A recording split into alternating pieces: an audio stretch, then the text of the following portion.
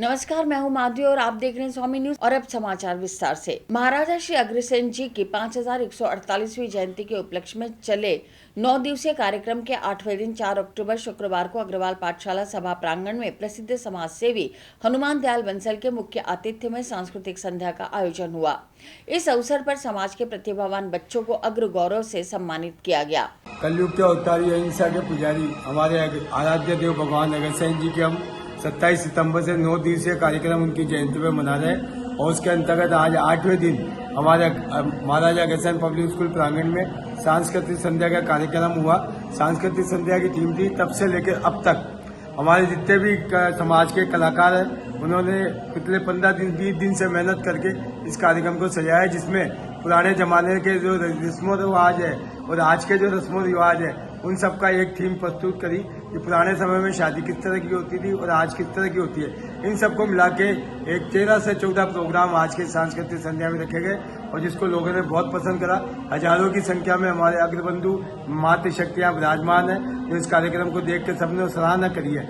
इसके साथ ही हमने जो हमारे अग्रवाल समाज के अंदर अजमेर में जिन्होंने विभिन्न क्षेत्रों के अंदर अपना योग्यता दिखाई, यथा जैसे IIT करा, MBA करा या किसी ने प्रोफेशनल डिग्री ली या अथवा 12th क्लास में 95% से ज्यादा है, उन सभी विद्यार्थियों को भी आज हमने यहाँ सम्मान करा, जिसमें हमारे डॉक्टर्स भी आए, CA भी आए, MBA भी आए और IIT भी आए और जिन्होंने मास्टर ऑफ साइंस आदि की डिग्रियां ली। इसके अलावा नेशनल में जिसने आइस हॉकी या अन्य वेट लिफ्टिंग इनमें भी भाग लिया, उनमें जिनको गोल्ड मेडल मिला उनको भी हमने यहाँ सम्मानित किया। इस तरह आज हमारा ये कार्यक्रम संपन्न हुआ। इसके साथ हमने यहाँ पे आज महाराजा अग्रसेन पब्लिक स्कूल की जो हमारी प्रोग्रेस हुई उसकी रिपोर्ट भी पेश करी, जो कि बहुत कमजोर वर्ग है जिसकी सैलरी 15,000 रुपये मात्र महीने की है और उसके ऊपर ही उनके डिपेंड भी है। उनकी हमने सभी बच्चों की जो यहाँ एडमिशन कराएंगे उनकी शिक्षा के अंदर हमने 50 से 75% तक छूट देने का फैसला भी आज डिक्लेयर किया। और इसके अलावा जिनके कोई के मम्मी नहीं है या किसके पापा नहीं है समाज के, उनको भी हमने 50 से 75% तक छूट देने का आज डिक्लेयर करा। इससे गरीब वर्ग को पढ़ाई के अंदर, कमजोर वर्ग को पढ़ाई के अंदर सुविधा ही रहेगी और अन्य समाज के लोग जो अभी पढ़ रहे हैं और उनके भी इस तरह की कोई दिक्कत है और 80% अंक को प्राप्त करते हैं तो उनको भी ये सुविधा दी जा रही है। इस तरह हमारे ये सारे कार्यक्रम संपन्न हुए हैं। कल हमारा विशेष कार्यक्रम भोजन प्रसादी का होगा, आप सभी उसके अंदर अग्रबंधु आमंत्रित हैं। पुष्कर राजकीय बालिका उच्च माध्यमिक विद्यालय पुष्कर में NSS के द्वितीय एक दिवसीय शिविर का शुभारंभ प्रधानाचार्य शालू और उप प्रधानाचार्य मनीषा गोयल ने मां शारदे के सम्मुख दीप प्रज्वलित कर की। प्रधानाचार्य शालू ने स्वयं सेविकाओं को बताया कि विद्यार्थी जीवन में अनुशासित रहकर समाज सेवा के साथ साथ अपने लक्ष्यों को प्राप्त करें। पुष्कर राजकीय बालिका उच्च माध्यमिक विद्यालय पुष्कर में NSS के द्वितीय एकादिवसीय शिविर का शुभारंभ प्रधानाचार्य शालू और उप प्रधानाचार्य मनीष गोयल ने मां शारदे की दीप प्रज्वलित कर किया। प्रधानाचार्य शालू ने स्वयं सेविकाओं को बताया कि विद्यार्थी जीवन में अनुशासित रहकर समाज सेवा के साथ साथ अपने लक्ष्यों को प्राप्त करते हैं। उप प्रधानाचार्य मनीषा गोयल ने समाज में व्याप्त बुराइयों जैसे बाल विवाह, कन्या भ्रूण हत्या, अशिक्षा, अंधविश्वास आदि का विरोध करने के लिए छात्राओं को प्रेरित किया। NSS प्रभारी विजय कुमार शर्मा ने उप प्रधानाचार्य मनीषा गोयल ने समाज में व्याप्त बुराइयों जैसे बाल विवाह, कन्या भ्रूण हत्या, अशिक्षा, अंधविश्वास आदि का विरोध करने के लिए छात्राओं को प्रेरित किया। NSS प्रभारी विजय कुमार शर्मा ने सरकार की विभिन्न योजनाओं, वृक्षारोपण, स्वच्छता कार्यक्रम आदि की जानकारी दी। तत्पश्चात छात्राओं ने विद्यालय परिसर, पुलिस चौकी, पोस्ट ऑफिस में श्रमदान कर समाज सेवा का परिचय दिया। छात्राओं को अल्पाहार कराया गया। अंत में NSS प्रभारी विजय कुमार शर्मा ने सभी का आभार व्यक्त कर शिविर का विधिवत समापन किया। तब होगी जब हम इसकी शुरुआत छोटे स्तर पर करेंगे, तभी तो राष्ट्र तक पहुंच पाएंगे। तो शुरुआत हम कहाँ से करते हैं? इसीलिए विद्यालय से। विद्यालय स्तर पर आपको पहले सेवा करना सिखाया जाता है। NSS के आपके कई क्षेत्र हैं, जैसे श्रमदान है, दूसरी जो बुराइयां हैं समाज में, तंबाकू निषेध कार्यक्रम, दूसरे बाल विवाह, इस प्रकार की जो सामाजिक कुरीतियाँ हैं आपके आसपास जो आप देखें अभी, तो आप क्या करें? उनको जागरूकता पैदा करें आपके घर के आसपास भी। ऐसा नहीं है विद्यालय में आपने सफाई की और ये आपका NSS कैंप किया, ऐसा नहीं है। इसका दायरा बहुत बड़ा है। आपको विद्यालय में तो करना ही है स्वच्छता का कार्यक्रम, साथ में आपको अपने घर के आसपास भी स्वच्छता रखनी है, दूसरों को प्रेरित करना है। यदि साक्षरता नहीं है, असाक्षर है, पढ़े लिखे नहीं हैं, उनको पढ़ने के लिए प्रेरित करना है। लड़कियां जो हैं, आप विशेष रूप से क्या है, 2 घरों को रोशन करती हैं। एक आप यहाँ तो रोशन करेंगी अपने, कईयों के ऐसे हैं माता पिता भी अशिक्षित हैं, नहीं समझते हैं, है ना, धूम्रपान करते हैं, तंबाकू का सेवन करते हैं ना, कईयों के घरों में बीड़ी सिगरेट पीते हैं। तो आपको क्या करना है, उनको भी समझाना है, आपके घर में भी समझाना है, घर के आसपास वहाँ पर भी स्वच्छता रखनी है, क्योंकि विद्यालय, घर, उसके बाद समाज में फिर आप जागरूकता पैदा करेंगे, तब आप राष्ट्र की सेवा कर पाएंगे, क्योंकि राष्ट्र किससे जुड़ा हुआ है, समाज से। तो आपको यही प्रण लेना है कि एनएसएस के द्वारा आपको अपने आसपास जागरूकता पैदा करनी है, स्वच्छता बनाए रखनी है, जो भी आसपास सामाजिक कुरीतियाँ विद्यमान हैं। ब्रह्मा कुमारी शिव वरदान एवं रोटरी क्लब अजमेर मेट्रो द्वारा स्वास्थ्य जागृति कार्यक्रम द्वारका नगर गली नंबर 4 में स्थित ब्रह्मा कुमारी केंद्र पर आयोजित किया गया। इस कार्यक्रम में जेएलएन अस्पताल के गोल्ड मेडलिस्ट हृदय रोग विशेषज्ञ डॉक्टर रोटेरियन प्रमोद कुमार पारिक ने वर्तमान जीवन शैली पर ध्यान देते हुए अपने आप को हृदय रोगों से बचाने हेतु समय समय पर उचित खान पान, व्यायाम और नियमित चेकअप की आवश्यकता पर प्रकाश डाला। अपने सिस्टम में बीमारियों को 2 पार्ट में बांट दिया। एक वो बीमारियां जो इन्फेक्टिव बीमारियां हैं, दूसरी वो बीमारियां जो नॉन इन्फेक्टिव बीमारियां, जो नॉन कम्युनिकेबल बीमारियां। इन्फेक्टिव बीमारियों का एक फिक्स कारण होता है, मच्छर के काटने से मलेरिया होता है, अपन सब ने बचपन में पढ़ा है। कोरोना वायरस को के इन्फेक्शन से कोरोना होता है। लेकिन क्या पर्टिकुलर आप बता सकते हो कि हृदय रोग कौन से इन्फेक्शन से होता है? नहीं। तो ऐसी बीमारियां जो कम्युनिकेट नहीं होती है एक दूसरे में, उनको नॉन कम्युनिकेबल डिजीज कहते हैं। हृदय रोग उसी कैटेगरी में आता है। और जो नॉन कम्युनिकेबल डिजीज होती है, जो नॉन इन्फेक्टिव डिजीजेज होती हैं, उनके होते हैं रिस्क फैक्टर। उनके कोई पॉजिटिव एजेंट्स नहीं होते कि भाई ये वायरस से हो गया, इस इन्फेक्शन से हो गया। उनके रिस्क फैक्टर होते हैं। ये रिस्क फैक्टर ही आगे जाके उस बीमारी की रिस्क को बढ़ाते हैं। नींद आती थी, तो फिर मैंने गई डॉक्टर के पास, और यूरिन भी बहुत आती थी। इसी वजह से मैं डॉक्टर के पास गई थी, तो बताया ब्लड टेस्ट करवा लो, और शुगर होता है। तो इसमें एक तो आलस आता है, दूसरा नींद बहुत होता है। मरीज और रोटरी क्लब मेट्रो के अंदर में हेल्थ अवेयरनेस कैंप का आयोजन हुआ, जिसमें लोगों को हेल्थ केयर कैसे करनी है, पर्टिकुलरली अभी हृदय रोग, डायबिटीज़, हाइपरटेंशन और ख़ास तौर से स्ट्रेस मैनेजमेंट के रूप में कैसे आपको ध्यान रखना है, उसके बारे में बताया गया। डॉक्टर ज्योत्सना जी ने डायबिटीज़ के बारे में लोगों को आहार, खान पान, दैनिक दिनचर्या, कितनी एक्सरसाइज, क्या व्यायाम प्राणायाम करें, उसके बारे में बताया गया। दीदी ने स्ट्रेस मैनेजमेंट, जो कि बहुत ही महत्वपूर्ण पार्ट है आजकल हृदय रोगों से और इस तरह की बीमारियों से, उसमें खास तौर से बताया गया कि स्ट्रेस को आप कैसे मैनेज करेंगे और क्या डिफरेंस है स्ट्रेस मैनेजमेंट में और बाकी चीज़ों को मैनेज करने में। और मैंने हृदय रोगों के बारे में और हृदय रोगों की इम्पोर्टेंस के बारे में बताया, और 70 लोग उपस्थित थे, उन सबको इसके बारे में जानकारी दी। लोगों के पर्सनल सवाल भी थे कुछ इन बीमारियों को लेकर, जो भी उन्होंने पूछे उनको भी इसका समाधान करने का प्रयास किया। मैं डॉक्टर प्रमोद कुमार पारिक, हृदय रोग विशेषज्ञ, जेएलएन अस्पताल। शहर की बिजली व्यवस्था संभाल रही डीपीएडीएल कंपनी ने आज Tata power Hathibhata power house कार्यालय में अजमेर वासियों के लिए जन सुनवाई कार्यक्रम आयोजित किया। जन सुनवाई के दौरान कुल 23 उपभोक्ताओं ने बिजली के बिल को समझने हेतु बिजली आपूर्ति व्यवस्था से संबंधित नए बिजली के कनेक्शन, लो वोल्टेज की समस्या, मीटर रिप्लेसमेंट और बिजली सप्लाई से संबंधित अन्य प्रकार की समस्याओं की सुनवाई हुई, जिसमें से 10 शिकायतों का निस्तारण तत्काल प्रभाव से मौके पर ही कर दिया गया। नमस्कार सर, मैं Bhupendra Sharma, Tata power Ajmer distribution limited से। जो जन सुनवाई की मुहिम हमने पिछले वीक स्टार्ट करी थी। पिछले वीक हम लोगों ने इसको पहला लोकेशन हजारीबाग में किया था। अभी उसी क्रम में हम लोगों ने इस वीक में जन सुनवाई हाथीभाटा के कंज्यूमर्स के लिए यहाँ पर आयोजित किया है, और सुबह 9:30 बजे स्टार्ट हो गया था। अभी तक अप्रोक्सीमेटली 20 से 25 कंप्लेंट्स आ चुकी है कमर्शियल रिलेटेड अलग अलग टाइप की। सो वो उन सब कंप्लेंट्स के अंदर हम लोगों ने जो भी कंज्यूमर की सुनवाई करने के बाद में जो भी एक्शन ले सकते थे हमने लिए है, और बाकी जिनमें थोड़ा टाइम लगेगा वो हमने संबंधित डिपार्टमेंट को फॉरवर्ड कर दिए।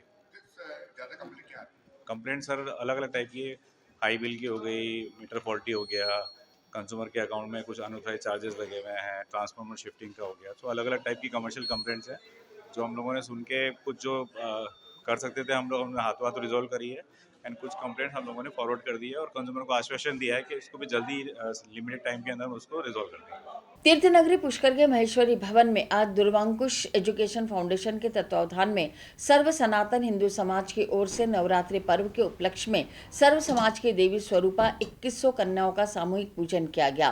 साथ ही नन्हे बालकों को भैरव मानते हुए उनका भी पूजन किया।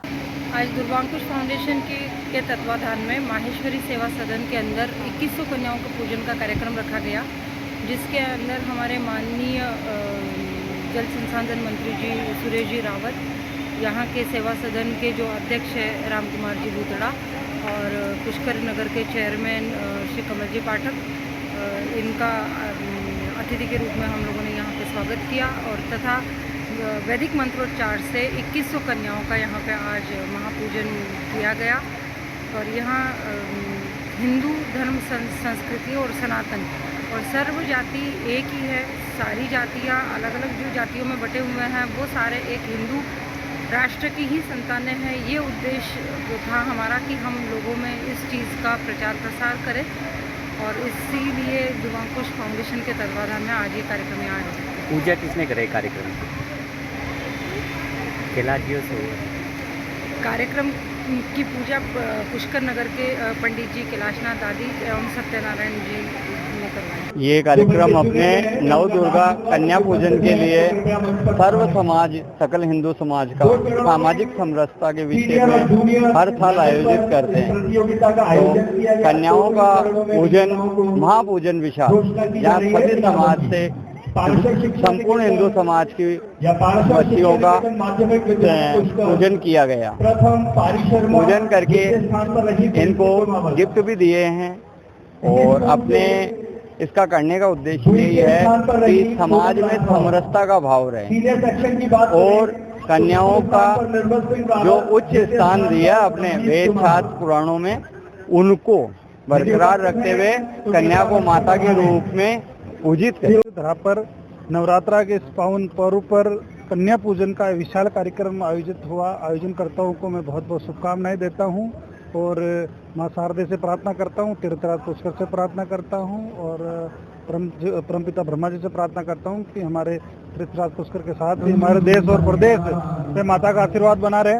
मैं आयोजनकर्ताओं को धन्यवाद देता हूं कि इस तरह के कार्यक्रम आयोजन होने से हमारा जो सामाजिक सद्भाव है वो बढ़ता है। आज सभी लोग एक ही मंच पे बैठ के हम सब लोगों ने सभी कन्याओं का पूजन किया। मैं इसके लिए सबको बहुत बहुत शुभकामनाएं। पैगंबर हजरत मोहम्मद मुस्तफ़ा सल्लल्लाहु अलैहि वसल्लम के जश्न ए विलादत के सिलसिले में अंजुमन मोहिब्बाने अहले बैत की जानिब से गत वर्षों की भांति इस वर्ष भी अजीमुशान जलसा जश्न ए ईद मिलादुन्नबी खादिम मोहल्ला इमाम बारगाह आस्ताना ए आलिया जश्न ईद मिलादुन्नबी निहायत अदबो एहतराम व शान शौकत से मनाया गया। अंजुमन मोहिब्बाने अहले बैत की जानिब से गुज़िश्ता कई सालों की तरह इस साल भी जश्न ईद मिलादुन्नबी सल्लल्लाहु अलैहि वसल्लम का प्रोग्राम इनकाद किया गया, जो कि इमाम बारगाह खादिम मोहल्ला में मुनक्किद किया गया था, जिसके आगाज़ तिलावत कलाम इलाही से हाफिज़ साहबजादा सैयद फुज़ैल हुसैन चिश्ती साहब ने किया।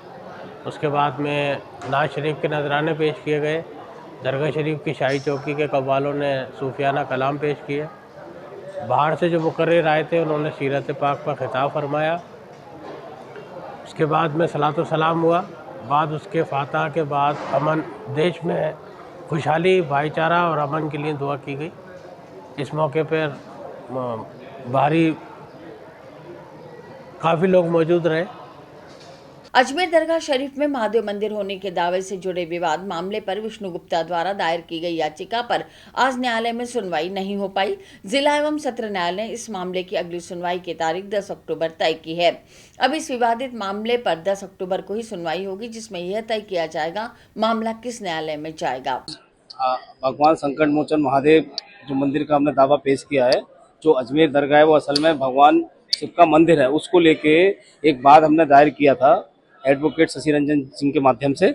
और उस बात में जो लास्ट जो डेट थी वहाँ 25 तारीख लगी थी और वो गलत कोर्ट में पेश हो गया था, जिसके कारण वहाँ सुनवाई नहीं हो सकी। सही कोर्ट में मामला जाए इसलिए हमने जिला न्यायालय के समक्ष एक ट्रांसफर पिटीशन फाइल किया था कल, जिसमें आज सुनवाई होनी थी। आज हम जब कोर्ट पहुंचे तो पता चला जज साहब छुट्टी पर है, तो अगली जो तारीख है वो 10 अक्टूबर तारीख तय की गई है। उस दिन सुनवाई होगी और कौन जज इस मामले को देखेंगे, कौन जज इस मामले को देखेंगे और फिर मामला आगे बढ़ेगा और समस्त हिंदुओं को न्याय मिलेगा। इसका सर्वे होगा और सबको पता चलेगा कि ये दरगाह नहीं है, ये महादेव का मंदिर है, जो कि मंदिर भगवान शिव का मंदिर और जैन मंदिरों को तोड़ के इसको बनाया गया है। हमने मांग साफ रखी है कि उसको संकट मोचन महादेव मंदिर घोषित किया जाए, नंबर 1। नंबर 2, वहाँ पे हमें पूजा पाठ का अधिकार दिया जाए। नंबर 3, वहाँ पे ASI सर्वे कराया जाए।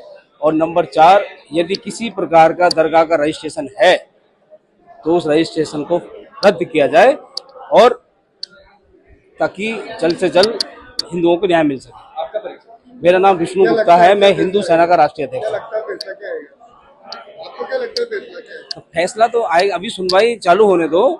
माननीय जिला जज न्यायालय जिस मजिस्ट्रेट की जिम्मेदारी लगा देंगे वो मजिस्ट्रेट इस मामले को सुनेगा और मुझे उम्मीद है मजिस्ट्रेट साहब सारे साक्ष्यों को देखेंगे और जल्द ही सर्वे का आदेश देंगे।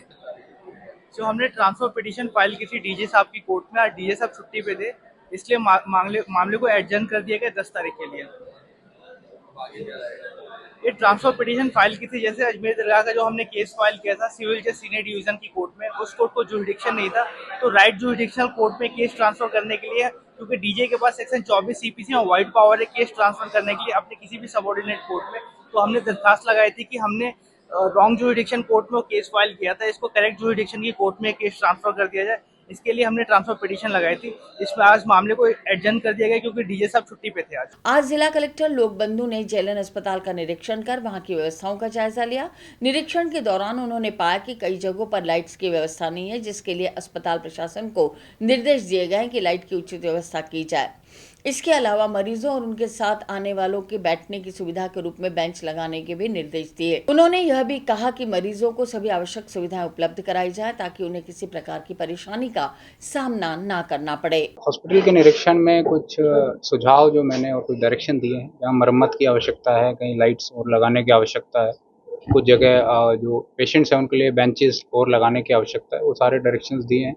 काफ़ी कार्य ऑलरेडी यहाँ RMRS से चल रहे हैं, उसका भी रिव्यू करेंगे और अन्य जो कार्य लिए जाने उसका भी हम बैठकर डिस्कस करेंगे और इंश्योर करेंगे कि जो भी पेशेंट आ रहा है उसको कोई दिक्कत नहीं। सर वार्डों का भी आपने निरीक्षण करा? वार्डों का निरीक्षण भी मैंने किया। IPD वार्ड में जो भर्ती मरीज थे उनसे भी मैंने बातचीत भी की।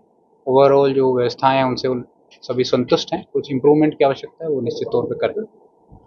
सर पानी भी बढ़ जाता है यहाँ बारिश में, उसको लेकर भी अभी बातचीत करेंगे किस तरह से जो अन्य कार्य लिए जाने हैं ताकि मरीजों को असुविधा नहीं हो। भारत विकास परिषद की मुख्य शाखा द्वारा आयोजित भारत को जानो प्रतियोगिता आज अजमेर के सूचना केंद्र में सफलतापूर्वक संपन्न हुई। इस अंतर विद्यालय प्रतियोगिता में शहर के 35% विद्यालयों के विद्यार्थियों ने भाग लिया, जिसमें जूनियर और सीनियर श्रेणी के छात्रों के बीच अलग अलग क्विज प्रतियोगिता का आयोजन किया गया। प्रतियोगिता में पास राउंड, बजर राउंड और ऑडियो वीडियो राउंड जैसे विभिन्न चक्रों के माध्यम से विद्यार्थियों की प्रतिभा का मूल्यांकन किया गया। कार्यक्रम के मुख्य अतिथि फिजिशियन डॉक्टर SK अरोड़ा रहे, जबकि अध्यक्षता स्वामी ग्रुप के CMD प्रकाश कृष्णानी ने की। भारत विकास परिषद की मुख्य शाखा द्वारा आयोजित भारत को जानो प्रतियोगिता आज अजमेर के सूचना केंद्र में सफलतापूर्वक संपन्न हुई। इस अंतर विद्यालय प्रतियोगिता में शहर के 35 प्रतिष्ठित विद्यालयों के विद्यार्थियों ने भाग लिया, जिसमें सीनियर श्रेणी के छात्रों के बीच क्विज प्रतियोगिता का आयोजन किया गया।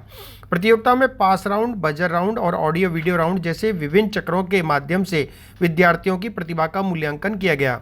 कार्यक्रम के मुख्य अतिथि फिजिशियन डॉक्टर SK अरोड़ा रहे, जबकि अध्यक्षता स्वामी ग्रुप के CMD कमल प्रकाश कृष्णानी ने की। इस प्रतियोगिता का उद्देश्य बच्चों में भारत के प्रति जागरूकता उत्पन्न करना और उन्हें भारतीय संस्कृति और संस्कारों के बारे में जानकारी देना था।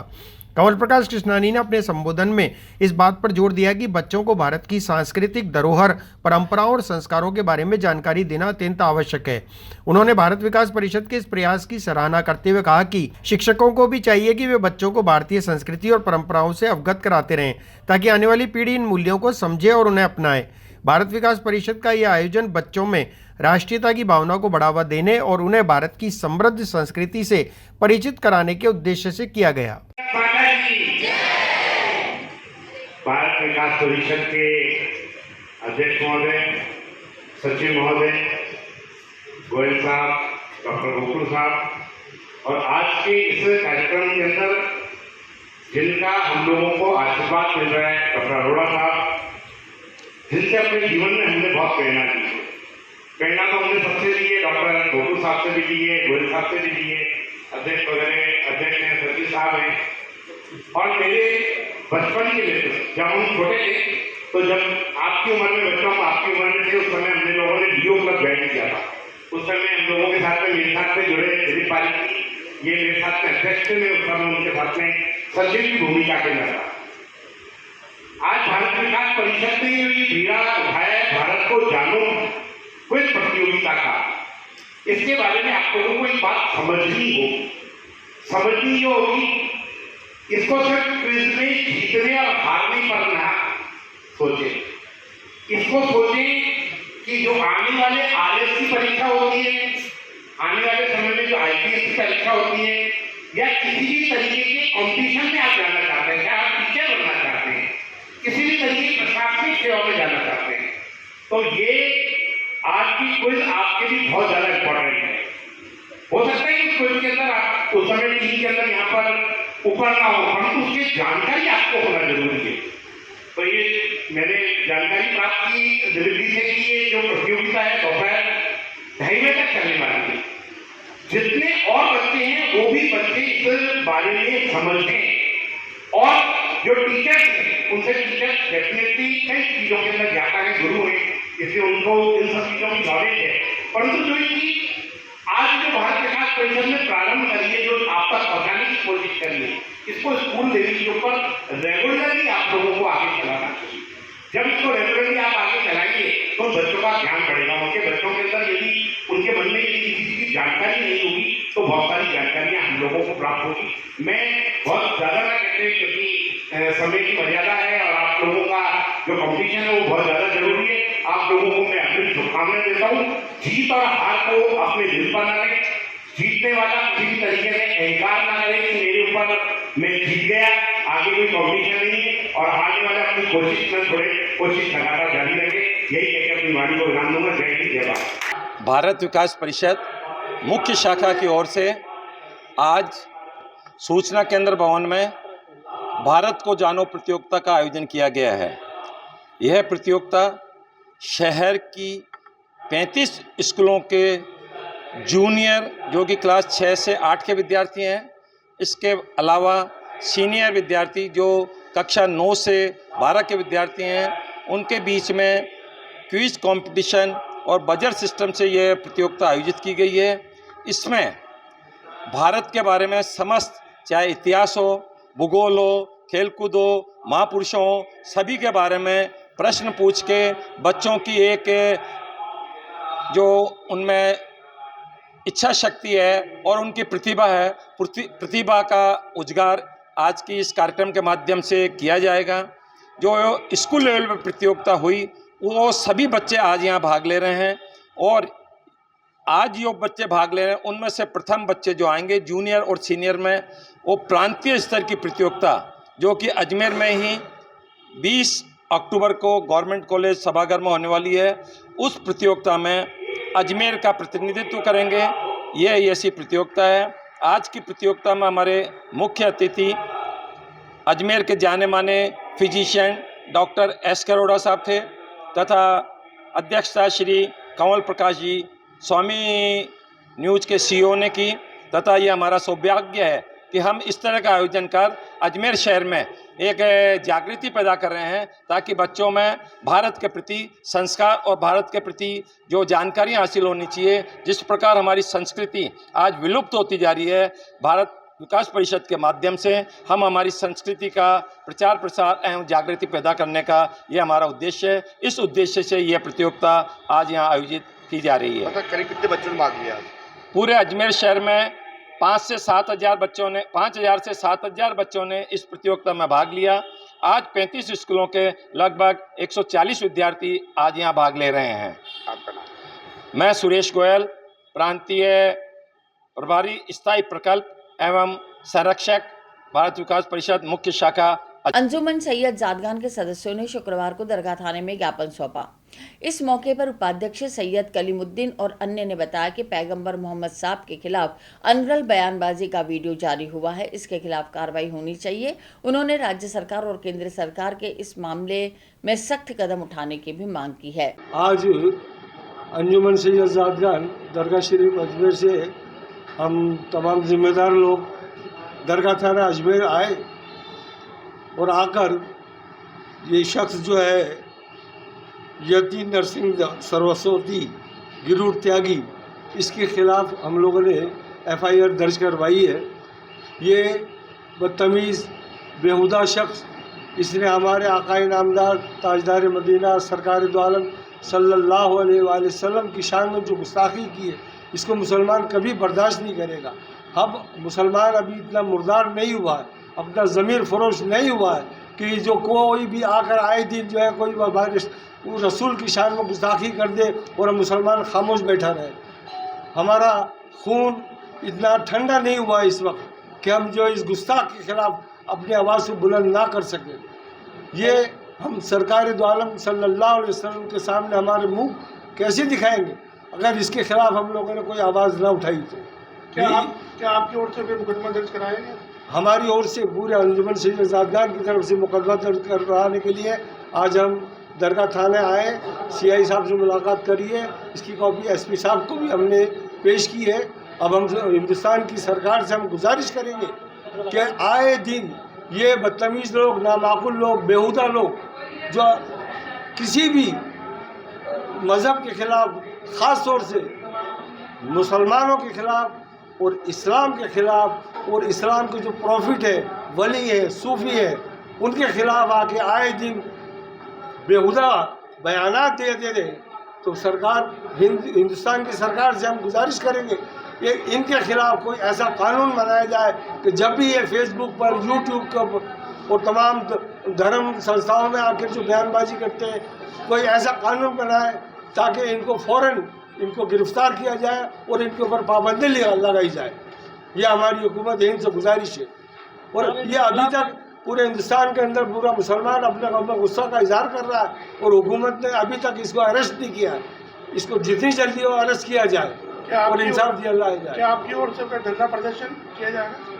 नहीं, हम तो इतने गुस्से में, आज जुम्मे का दिन था, हमारे यहाँ पर हमारे ऊपर इतना जोर आ रहा है कि इसके खिलाफ कोई एहतजाज किया जाए, लेकिन हम आज खामोश हैं। हम इसके खिलाफ एहतजाज ज़रूर करेंगे। अगले जुम्मे को हम अपना संविधान के दायरे में एहतजाज दर्ज करेंगे, हम प्रोसेशन निकालेंगे।